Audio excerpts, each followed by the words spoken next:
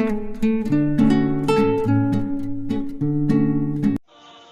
Viewers, welcome to my channel महकती कहानियाँ। हमारी आज की कहानी है बेटियाँ। बेटियाँ रहमत हैं और बाप को जन्नत तक लेकर जाएंगी, पर अभी भी कुछ ऐसे नासमझ लोग हैं जो बेटियाँ होने का जिम्मेदार औरत को ही समझते हैं। पर इसकी जिम्मेदार औरत नहीं है, ये तो अल्लाह ताला की तरफ से दिया हुआ तोहफा है।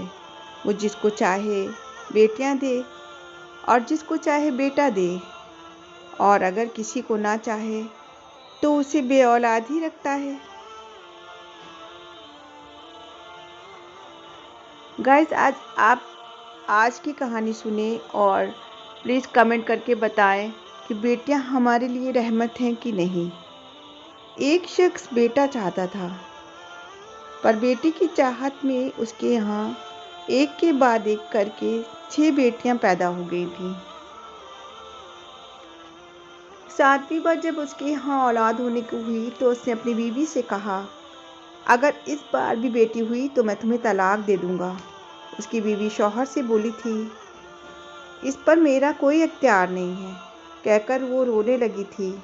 आप मुझे तलाक ना दें। बीवी से ये बात कहे हुए अभी एक दिन भी ना गुजरा था कि रात को उसने ख्वाब में देखा कि क़यामत बर्पा थी, चारों तरफ आग ही आग थी और शैतान उसे जहन्नुम की तरफ ढकेल रहा था, पर उसकी बड़ी बेटी उसे बचा रही थी और उसे आग में घसीट के डाला जा रहा था। दूसरी बेटी उसके आगे दीवार बनकर खड़ी हो गई।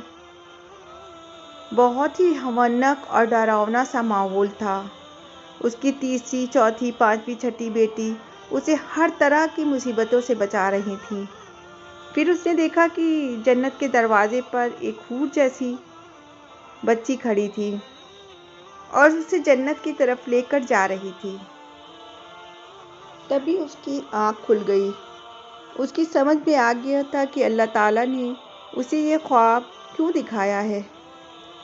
फजर की अज़ान हो रही थी। उसने जाकर नमाज़ पढ़ी और अल्लाह ताला से रो रो कर माफ़ी मांगी और अल्लाह ताला से ये दुआ की कि अल्लाह, मुझे 7वीं बार भी बेटी ही देना जो मुझे जन्नत में दाखिल करवाएगी। बाद में बीवी से भी उसने माफ़ी मांगी और अपनी 6 बेटियों से भी वो बहुत ज़्यादा मोहब्बत करने लगा था। गाइस, बेटियाँ बोझ नहीं हैं, रहमत हैं। इसलिए हमें अपनी बेटियों का ख्याल रखना चाहिए। आपको हमारी कहानी कैसी लगी कमेंट करके ज़रूर बताएं और मेरे चैनल महकती कहानियों को भी लाइक, शेयर एंड सब्सक्राइब करें। गाइस, आपका एक लाइक, शेयर हम लोगों को बहुत ही मोटिवेट करता है। प्लीज़ हमें सपोर्ट करें।